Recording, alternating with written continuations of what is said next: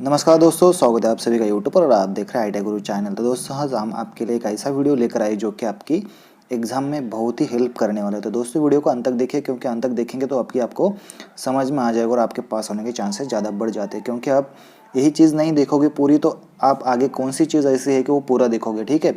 तो इसमें हम टॉप 20 क्वेश्चन यहाँ पर करने वाले, ठीक है।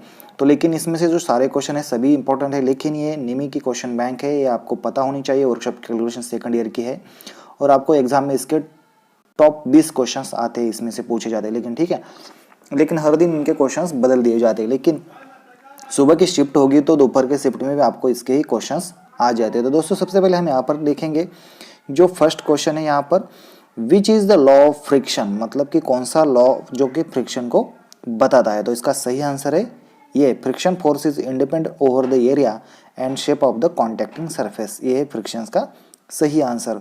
उसके बाद 2 नंबर का क्वेश्चन हम यहाँ पर देखने वाले। 2 नंबर का देखिए, what is the direction of frictional force against the motional object.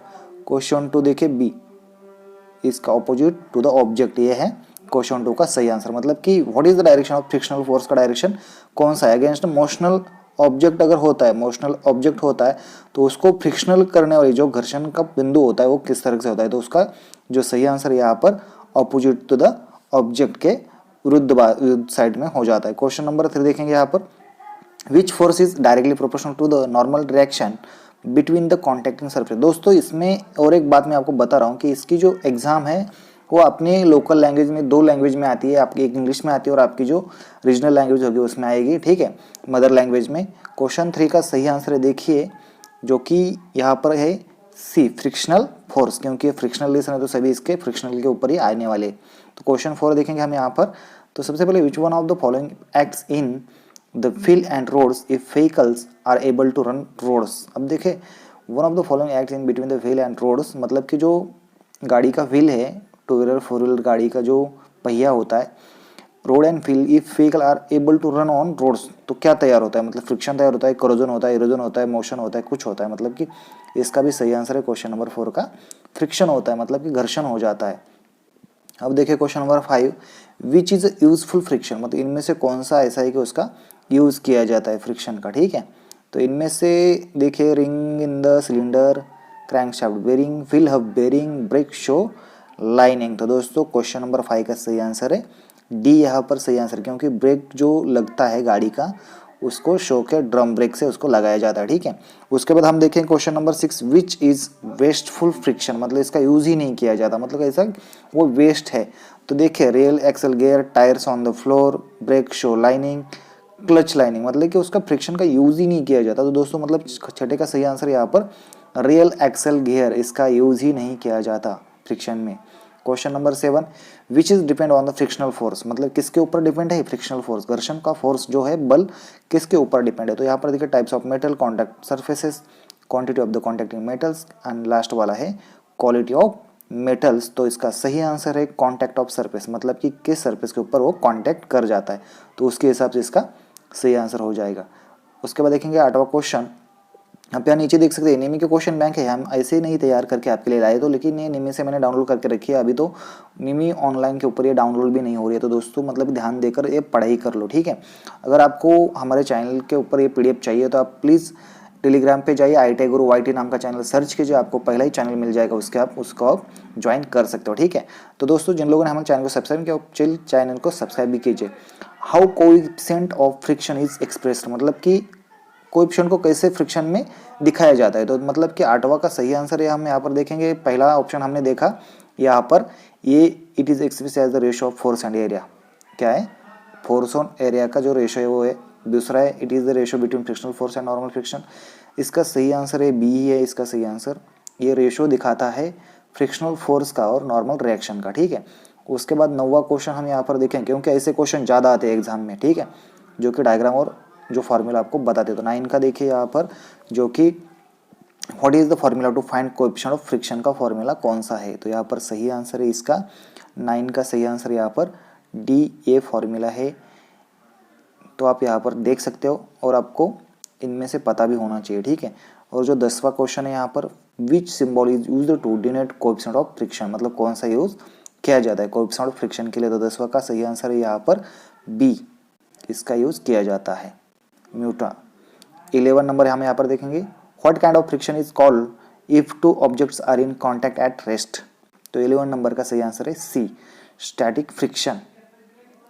What kind of friction is called मतलब किस तरह से, और उसका बोला गया है उन्होंने, दो object are in contact at rest मतलब कि वो एक दूसरे के कांटेक्ट में है तो कौन सा फ्रिक्शन हो जाता है, मतलब कि स्टेबल फ्रिक्शन हो जाता है। स्टैटिक मतलब कि न हिलता हुआ। हमारे 11 क्वेश्चन हो गए, 12वां क्वेश्चन हम यहाँ पर देख रहे हैं, ठीक है। तो यहाँ पर देखिए which is the correct statement, आगे वाला कौन सा स्टेटमेंट करेक्ट है वो सारे पढ़ेंगे हम।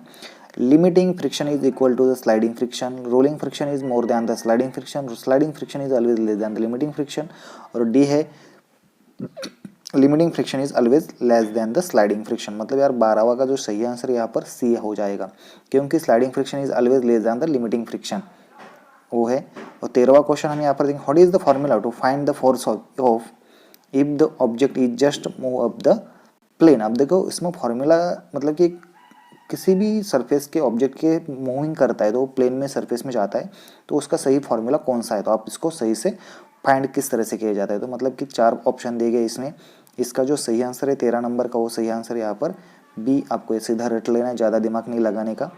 14वां क्वेश्चन हम यहाँ पर देखने वाले हैं, which of the angle is called angle of friction. 14 number हम यहाँ पर देखेंगे। तो दोस्तों सबसे पहले हम यहाँ पर देखेंगे जो हमारा चल रहा था 14 का क्वेश्चन, ठीक है। तो 14 में देखे which of the angle is called angle of friction, मतलब कि ऐसा कौन सा एंगल है जो कि फ्रिक्शन में, which of the angle is called angle of friction मतलब किस एंगल को हम एंगल ऑफ फ्रिक्शन बोलते हैं। तो देखिए हम यहाँ पर देखें एंगल ऑफ फ्रिक्शन मतलब कि वर्कलोड यहाँ पर दिखाई दिया गया, ठीक है। तो जो 14 नंबर का जो सही आंसर यहाँ पर जो आता है वो एंगल ऑफ ROS, कौन सा आता है, ROS मतलब R से सीधा O और इसे इसको बोलते हैं हम एंगल ऑफ फ्रिक्शन। दोस्तों आपको पता हो जाएगा।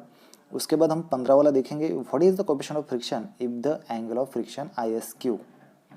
अब देखिए अगर ISQ हो जाएगा, इज अ क्यू हो जाएगा तो मतलब कौन सा आ जाएगा, what is the friction of Q, जो कि 15 नंबर का सही आंसर है। मतलब ऐसे कोई से क्वेश्चन देगा tan थीटा इसका सही आंसर है, लेकिन मैं आपको बोल रहा हूँ कि कुछ ऐसे क्वेश्चन है सिर्फ आपको पढ़ के और रट के जाना है, मतलब कि उनका मतलब नहीं निकलता कौन सा है क्या है, ठीक है। तो हम यहाँ पर देखें 15 वाला क्वेश्चन। अब देखेंगे 16वां question, what is the denotes the letter are in the given figure. R हम किसको डिनोट करते हैं, आर मतलब इसका नेम क्या है, किसको मतलब resistance, force, load, normal reaction, मतलब इस डायग्राम में दिया गया आर को हम किस चीज़ के बारे में देखते हैं। तो विच डिनोट मतलब आर कौन सा टॉपिक डिनोट कर देता है यहाँ पर। तो देखेंगे 16 नंबर का सही आंसर यहाँ पर डी, नॉर्मल रिएक्शन यहाँ पर दिखाता है आर। उसके बाद हम देखेंगे जो 17वां क्वेश्चन है, what is the purpose of lubricant. Lubricant का यूज किस काम के लिए होता है, उसका उद्देश्य क्या है। Increase the pressure, to increase friction, to reduce friction, to reduce pressure. इसका सही आंसर है सी, ये घर्षण कम कर देता है। 18 नंबर का हम देखेंगे, what type of lubricant is used in Wick feed lubrication system. 18 number का जो सही आंसर है लुब ऑयल, इसका यूज इसमें किया जाता है। 19 नंबर का हम देखेंगे, which lubrication system is provided with a ring oiler to splash lube oil continuously around the parts. 19 number का इस पे सही आंसर है फ्लैश फीड सिस्टम, जो कि सीधा सीधा आपको ये याद करना है आपके एग्जाम में, ठीक है।